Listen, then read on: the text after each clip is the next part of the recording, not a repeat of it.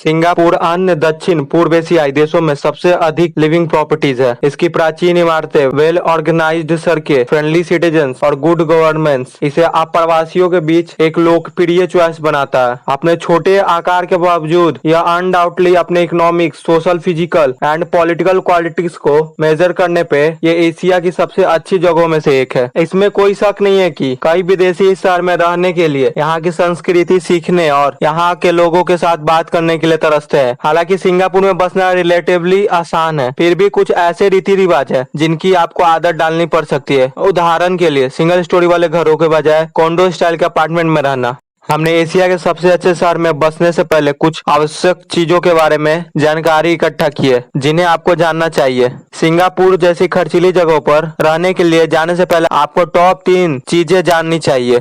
Number 1, condor style apartment में रहने की आदत डाल लें। यदि आप पर्सनल बैकयार्ड और ड्राइववे वाले बड़े से 2-3 मंजिला घरों में रहते हैं तो आपको यह जानने की आवश्यकता है कि सिंगापुर में प्रॉपर्टी की कॉस्ट कम जगह होने की वजह से महंगी है। इसी कारण यहाँ कई लोग HDB और housing and development board apartment में रहते हैं। लकीली ये बिल्डिंग्स यूजुअली लोगों के कंफर्ट के लिए MRT स्टेशन, बस स्टॉप और पब्लिक प्लेसेस के करीब होते हैं। यदि आप अनश्योर है कि लॉन्ग टर्म के लिए कहाँ रहना है तो आप हमेशा अस्थायी आवास का प्रयास कर सकते हैं। और यदि आप ज्यादा जगह चाहते हैं तो सेल्फ स्टोरेज एक्सेस का उपयोग कर सकते हैं। अपनी बल्क सामान जैसे एक्स्ट्रा फर्नीचर और अदर आइटम को स्टोर करें। यदि आप थोड़ा रिसर्च करते हैं तो आपको पता चलेगा कि देश में कई सर्विस्ड अपार्टमेंट है। वो आपको फ्लेक्सिबल और सुविधाजनक रहने की जगह देते हैं, जो कभी कभी आपके अपार्टमेंट की कॉम्प्लीमेंट के तौर पर सफाई भी करते हैं। कुछ अपार्टमेंट्स में तो पहले से ही स्विमिंग पूल, जिम और अन्य लग्जरी सुविधा भी होती है। दूसरी बात जो आपको जाननी चाहिए, सिक्योर ए जॉब। सिंगापुर में एक सख्त एम्प्लॉयमेंट लॉ है जो विदेशियों की देश में काम करने की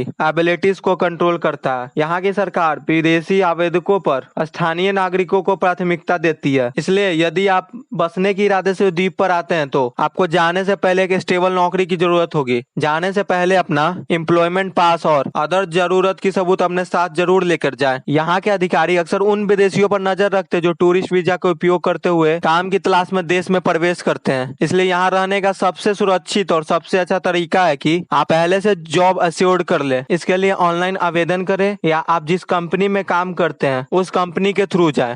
किसी भी तरह की अपॉर्चुनिटी की वेट करने के बजाय आपका पहले से ही प्रिपेयर होकर सिंगापुर आना सबसे अच्छा है। तीसरी बात, रिसर्च एंड फॉलो रूल्स। अगर आप रिसर्च करेंगे तो पाएंगे कि सिंगापुर को एशिया कॉन्टिनेंट के सबसे सुरक्षित देशों में से एक माना जाता है। इस जगह पर कम क्राइम रेट का प्राइमरी रीजन शहर में कानून का सख्ती से एग्जीक्यूशन होता है।